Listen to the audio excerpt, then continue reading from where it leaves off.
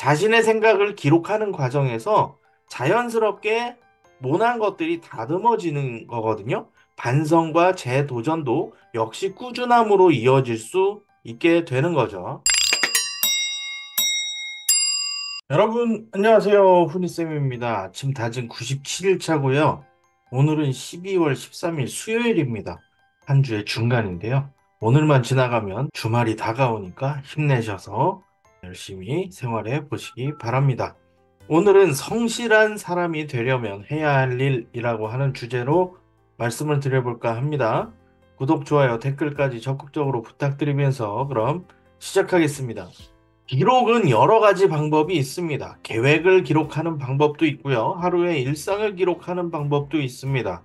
사건을 중심으로 기록하기도 하고요.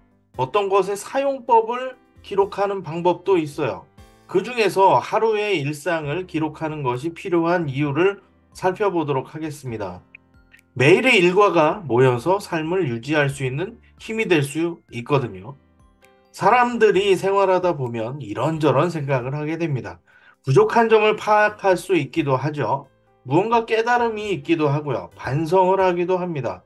어떤 점은 보완했으면 더 좋았을 걸 하면서 후회를 하기도 하고요. 다양한 상황이 발생해요. 이때 기록을 하지 않으면 어떻게 될까요? 기억에 남지 않습니다. 얼마의 시간이 흐르면 내가 이런 일이 있었나? 하는 생각까지 들기도 하죠. 기록을 하는 이유는 무엇일까요? 잠깐 생각해 볼게요. 메모를 하면서 어떤 상황이 압축된다는 느낌을 받지 않으셨나요? 머릿속에 이 상황이 요약 정리되는 느낌이요. 나중에 메모된 것만 보아도 기억이 나게 됩니다. 나중에 메모를 보려고 하는 것이 아니라 기록하면서 기억이 나게 되는 거예요. 평판은 사람의 됨됨이를 말합니다. 한 사람에 관해서 다른 사람이 평가하는 말이죠. 이런 평판을 가진 사람들이 있어요. 정말 꾸준한 사람이야? 또는 성실한 사람이야? 이런 평가를 받는 경우요. 이런 꾸준함과 성실함은 어디에서 나올 수 있을까요? 끈기를 가지고 끝까지 밀어붙이는 능력이요. 이것도 기록에서 나옵니다.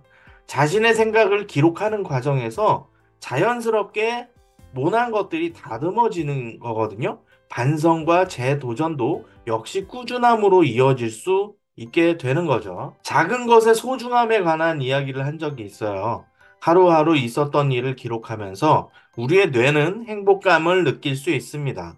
일상 속에서 소소한 것들이 모두 행복할 수 있는 상황이라는 거죠. 의식적으로 행복과 연결을 시켜보세요. 작은 것에서 행복을 잔잔하게 느끼는 것이 더 행복할 수 있답니다. 삶의 의미를 이런 것에서 발견하는 거라고 생각하지 않으시나요? 오늘은 성실한 사람이 되려면 해야 할 일에 대해서 말씀을 드렸습니다. 아침 긍정 확언으로 활기차게 시작해 보도록 하겠습니다. 나는 학생생활연구소를 개설할 겁니다. 학생생활지도와 학부모 상담, 대한민국 미래교육 트렌드 이 두 책이 지금 베스트셀러로 팔려나가고 있고요. 도와주셔서 정말 감사드립니다. 오늘 말씀드리고 있는 이런 내용들도 모두 다 책으로 만들어져서 팔리게 될 거고요. 이 책도 나오자마자 베스트셀러가 될 겁니다. 오늘 영상이 도움이 되셨다면 구독, 좋아요, 댓글까지 적극적으로 부탁드리면서 내일 만나요. 안녕.